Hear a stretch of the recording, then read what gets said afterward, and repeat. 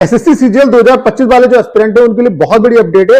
Finally इस चीज को चेयरमैन सर ने भी एक्सेप्ट कर लिया है कि जो उनके सेंटर्स हैं उन पे मेल प्रैक्टिसेस हो रही है और इसको इन्होंने नोटिस बाकायदा इसका निकाला है। यानी कि अब ये आपसे ये कह रहे हैं कि चोरी और ऊपर से सीना चोरी, यानी कि अगर हमारे सेंटर पे चोरी हो रही है तो इसके लिए स्टूडेंट जो है वो आवाज नहीं उठाएंगे। यहाँ पे साफ साफ कह रहे हैं कि अगर मेल प्रैक्टिसेस हो रही है, रिमोट एक्सेस के थ्रू यहाँ पे चीजें हो रही हैं, तो आप इसके लिए आवाज नहीं उठाओगे, आप अपना चुपचाप एग्जाम दो, क्योंकि आप अगर आवाज उठाओगे तो कहीं ना कहीं जो है चीजें पब्लिक डोमेन में आ जाएंगी और फिर इनकी कहीं ना कहीं बदनामी होगी। ये कह रहे हैं कि आप अपना एग्जाम पे सिर्फ फोकस करो। अगर रिमोट एक्सेस हो रहा है तो हमारा सिस्टम इतना रोबस्ट है कि हम पहचान लेंगे कि कौन ऐसा कर रहा है और हम उसके ऊपर लीगल एक्शन लेंगे। तो भाई हमें आपकी बात का भरोसा नहीं है। जिस तरीके से आपने एक ब्लैक लिस्टेड कंपनी को ठेका दिया है, ये इस बात की क्या श्योरिटी है कि जो बच्चे यहाँ पे रिमोट एक्सेस के थ्रू ये एग्जाम कर रहे हैं, यहाँ पे पेपर उनको मिल रहा है, तो उनको आप उनके ऊपर एक्शन लोगे, यहां पर भी आप कुछ खेल कर दोगे